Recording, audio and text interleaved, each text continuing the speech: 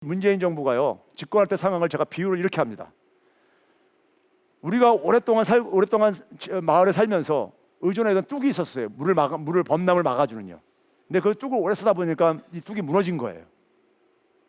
뚝이 무너지다 보니까 물이 범람을 해서 물이 덮칠 게 아니겠습니까? 그럼 사람들이 물에 빠지고 생명을 위협을 받게 되고 집들도 물에 잠기고 이런 상황이 벌어진 거예요. 이게 2016년 상황입니다. 그 상황에서 정부가 뭘 해야 되겠습니까? 정부는 일단 사람 구해내야 되죠. 그다음에 구해내야 될 뿐만 아니라 임시 주거시설도 제공해줘야 되잖아요. 근본적인 대책은 뚝을 재건을 해야 되는 거죠. 그럼 문재인 정부가 소득주 성장을 얘기를 하면서 제가 그걸 몸통에다 비유한다면은 공정경제를 얘기했죠. 한편에서는요. 그게 왼발이고요. 혁신성장이 오른발인 겁니다. 즉 우리가 사람 몸이 앞으로 가려면 공정경제가 앞으로 가고 왼발이 앞으로 가고 그다음에 오른발이 가고 이렇게 교대로 가야지만 앞으로 갈 수 있습니다. 한 발로만 계속 못 가죠. 근데 최저임금 인상을 하면서 최저임금 인상은 일종의 뭐냐면 공정성 강화에 해당되는 거예요. 공정성 강화, 을들의 문제를 그러니까 좀 해결하겠다 해가지고요. 그렇죠? 근데 공정성 강화에 대한 수단을 다양한 수단이 있는데 다양한 수단에 대한 것을 좀 이제 놓친 게 있었던 거예요. 제가 그래서 제시하는 게 뭐냐면은 우리 문재인 정부가 최저임금 인상할 때마다 자영업자들 죽는다고 막 하고 손치고 자영업자와 갈등이 엄청나게 그랬었잖아요. 결국 거기에 대한 해법을 제시한 게 뭡니까? 임대료 인상을 하려고 했는데 그거는 잘 안 되고 인상 제한은요. 결국은 카드 수수료 인하 정도로 가지고 이렇게 접근을 했잖아요. 근데 그거는 그런 거 가지고 대책이 안 됩니다. 근본적인 대책이 안 돼요. 을들, 자영업자나 최저임금 대상자든 누구든 간에 을들을 지금 쥐어짜고 있는 것은 금융입니다. 금융이에요. 금융이 지금은 현대경제에서는 가장 핵심적인 부분이에요. 자, 우리나라 신용등급 7등급 이하들은요. 금융회사에서 신용대출을 받을 시중은행에서 신용대출 못 받습니다. 이금융권 가야 돼요. 이금융권 가는 순간에 최소한 15% 이상 이자를 내야 됩니다. 시중은행 이용하면 5% 미만으로 이용할 수 있는데 그래서 중간이 10% 전후가 없어요. 그래서 역대 정부가 계속 중금리 시장 유통하겠다. 카카오뱅크 이런 거 하는 것도 그거 하겠다고 한 거예요. 결과는 시원치 않지만은. 근데 10%로 중금리 시장을 육성해도 해법이 안 됩니다. 10%로 만약에 5천만 원 대출 받아가지고 분식집 한다고 해보세요 한번요. 라면 팔고 김밥 만들어서 판다고 해가지고 거기서 10% 수익이 나와야지만이 되는 거잖아요. 10%로 대출 받았으니까는. 근데 10% 수익이 나올 것 같아요? 우리나라 대기업들, 재벌 대기업들의 수익률이 6%도 안 됩니다. 우리나라 지금 돈이 엄청나게 시중에 유동성이 많은데 그 돈들이 전부 다 그 사업하겠다고 10% 이상 나오면 몰릴 거예요. 왜? 지금 여러분 은행에 예금해봤자 1점 몇 %뿐이 안 나오는데 10% 정도 수익이 나오는 사업이라면 안 하겠냐고요. 그렇죠? 나올 수가 없어요. 그럼 결국 뭡니까? 부채 악순환에 빠집니다. 빚을 또 빚내서 또 갚아야 되는 거예요. 그 결과 어떻게 됐냐? 자영업자들의 가계부채가 636조 원입니다. 3월 말 기준으로요. 자, 그러면은 이 자영업자들의 가계부채에 대한 부담, 특히 이자 부담 1%만 적용을 해보세요. 1%만 깎아준다고 한번 해보세요. 그럼 6조 3,600원입니다. 1년에. 그렇죠? 자영업자들이 고용하고 있는 최저임금 대상자들, 근로자들 10,000원까지 인상하면은 올해 8,350원이었었죠. 1,650원 인상해주고 거기 자영업자들이 고용하고 있는 알바생들 이런 사람들 다 임금을 10,000원까지 올려주게 되면 인건비 올라가겠죠. 다 계산을 해봤어요. 어느 정도면 되냐? 4조 원이면 충분해요. 4조 원 큰 돈이죠. 근데 자영업자들 이자 1% 깎아주고, 예? 자영업자들의 임금 1만 원으로 인상해달라면은 자영업자 어느 게 선택하겠어요? 예? 금융비용 깎아줘가지고 절약하는 6조 3,600원 가지고 4조 원 주면 이게 남는 장사잖아요. 그럼 자영업자가 혜택을 보죠. 그리고 최저임금 근로자들은 그 돈 받아가지고 쓸 게 아니겠습니까? 결국은요. 자영업자는 결국 가게가 돈을 써야지만 자영업자는 이게 살아남을 수 있는 사업들입니다. 그러니까 금융을 민주화시키면 되는 거예요. 금융은 우리는 굉장히 기울어진 운동장이에요. 고소득자한테는 굉장히 유리하고 돈 벌기 좋은 하나의 무대이고 저소득자는 계속해서 자기를 그러니까는 악순환에 빠지게 되는 하나의 이런 아주 못된 곳입니다. 금융이라는 곳이요. 그렇죠? 그래서 제가 이제 평소에 금융의 민주화를 얘기하는 거예요. 그게 가능한 방법이 있습니다. 한국은행을 동원하면요. 중소기업 정책금융 지원해 주듯이 그 공정성 강화와 관련해 가지고 이 부동산 시장 같은 경우도 문재인 정부가 이 최저임금 인상을 그렇게 해가지고 긍정적인 효과를 만들어내면서도 상당히 그 효과가 반감된 게 뭐냐면요. 부동산 가격이 급등하면서 청년들이 그러니까 최저임금으로 소득이 증가한 거를 건물 임대료로 더 이렇게 내게 돼 버리니까 세금의 인상 효과가 반감이 돼버린 거예요. 그러니까 부동산 시장은 정상화시켜야 됩니다. 부동산 시장을 안정화시키는다는 것은 가격 올라가는 것도 싫고 내려가는 것도 싫다는 이런 건데, 부동산 가격은 지금 조정돼야 됩니다. 내려갈 수밖에 없어요. 당분간은요. 정상화시켜야 됩니다. 이제 이런 공정성을 강화하는 것들이 저는 필요하다고 보는 것이고요. 그것과 더불어 가지고 미래를 만드는 문제, 아까 얘기했던 뚝을 재건하는 문제인 겁니다.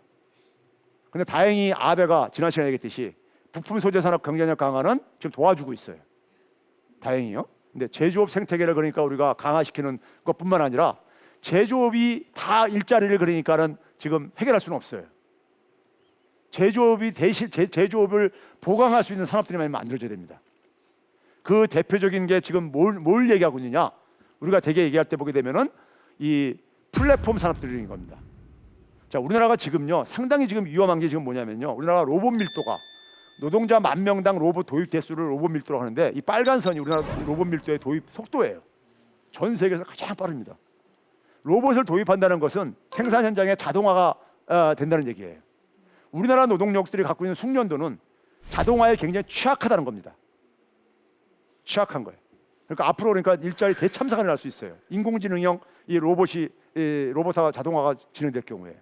그래서 빨리 그러니까 우리 같은 경우도 그 플랫폼 기업을 만들어야 되는데요. 자, 지금 우리가 인공지능 시대에 미국에서 예일 대학에서 아주 재밌는 실험을 했어요. 2014, 15년 경이에요. 사람이 유치원 때부터 대학교 때가 습득한 지식을 인공지능형 컴퓨터한테 습득을 시켜봤어요. 얼마 걸렸는지 아세요? 13초 걸렸습니다. 13초 걸렸어요. 우리는 중고등학교 때 배운 거 시간 지나면서 잊어버리잖아요. 인공지능 컴퓨터 절대 안 잊어버리죠. 절대 안 잊어버리죠. 지금 올해 대학교 들어온 애들이 2000년생입니다. 제가 얘네들한테 2070한 5년까지 내 일을 해야 될 거다 그래요. 지금 속도로 하면 한 74세가 돼야지 연금 받기 시작하거든요. 자, 그런데 우리가 얘네들은 뭐냐면 2030년대, 40년대, 50년대 한참 왕성하게 활동을 해야 될 30대, 40대, 50대인 애들이에요. 얘네들은 인공지능하고 같이 살아가야 되는, 좋든 싫든 간에 같이 살아갈 수밖에 없는 그런 시대에 태어났습니다. 그런데 현재 우리 교육은 어떠냐? 그냥 주입식 교육. 그렇죠? 표준화된 어떤 지식을 가지고 누가 빨리 습득하냐, 누가 많이 주어진 시간에 많이 습득하냐, 이런 경쟁만 시키고 앉았습니다. 그렇죠? 그런 속에서는 인공지능보다 더 나을 수가 없어요. 그런 지식 습득 가지고는요. 시대 부적응자를 만드는 겁니다. 지금은요, 여러분들 구글이라는 기업이 인공지능에서 가장 앞서가고 있죠. 구글이 자율주행에서 가장 앞서가고 있죠. 구글이 여러분들 98년도에 태어났습니다. 아니, 세상에 데뷔를 했어요. 구글이 처음에 등장할 때 검색 서비스업체였잖아요. 당시에 검색 서비스업은 야후라는 거인이 있었습니다. 근데 야후 지금 어떻습니까? 존재감도 없어져 버렸죠. 근데 구글은 거기서 계속 진화하고 있잖아요. 왜 그렇게 됐을까요? 여기에 비밀이 있습니다. 여기에 지금 경제 진화, 산업의 진화의 방향이 비밀이 있다고요. 저는 구글 없이 못 살아요. 구글에서 모든 자료를 다 이제 얻어요. 도서관 갈 필요 없이요. 구글이 저한테 엄청난 편의를 제공해 주는 거예요. 구글이 투자를 해가지고 왜 그런 편의를 제공해 줬습니까? 저도한테 얻어가는 게 있죠. 뭡니까? 제가 흔적 남기잖아요. 데이터입니다. 많은 편의를 주면은 많은 데이터를 얻어낼 수 있어요. 그게 많은 데이터가 뭐냐? 빅데이터인 거예요. 빅데이터가 있으면 인공지능 기술을 개발을 시킬 수가 있어요. 그렇죠? 인공지능 기술이 개발이 돼야지만이 자율주행차도 가능한 거잖아요. 자율주행차 하면서 GM이 차량 공유 서비스로 하느냐? 여러분들이 갖고 있는 자동차를 자신과 가족만이 사용하게 되면은 자동차에서 자율주행차가 된다는 얘기는 자동차 안에서 앱도 쓰고 인터넷도 한다는 얘기예요. 운전 안 하고요. 예? 그러면 거기서 데이터가 만들어지는 겁니다.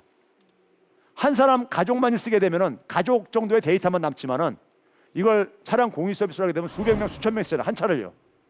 데이터가 더 많이 생기는 겁니다. 그래서 많은 기업들이, 자동차 회사들이 차량 공유 사업을 진출하는 이유가 바로 거기에 있는 겁니다. 데이터 혁명이 일어나고 있는 거예요. 새로운 자원으로 데이터가 부상하고 있는 거예요. 그래서 세계적인 기업들, 글로벌 기업, 구글이나 이런 아마존 같은 기업들은요, 사원을 뽑을 때 뭘 가냐면요, 자, 니네들한테 데이터를 주겠다. 데이터를 엄청 확보했단 말이에요. 그 데이터를 확보할 수 있는 기업들을 가지고 플랫폼 기업이라고 합니다. 사람들이 자발적으로 다 모이잖아요. 그렇죠? 구글이 그러니까 유튜브를 하는데 컨텐츠를 구글이 만든 거 아니잖아요.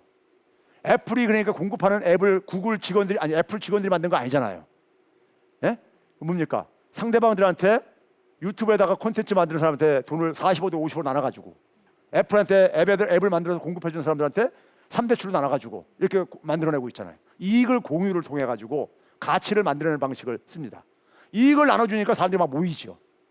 그게 플랫폼이 된 거예요. 그게 플랫폼이에요. 서울역에 모이듯이 부산역에 모이듯이 이렇게 사람들이 자발적으로 필요에 의해서 모이는 곳이에요. 그걸 통해서 뭘 얻냐? 데이터가 들어오는 거예요.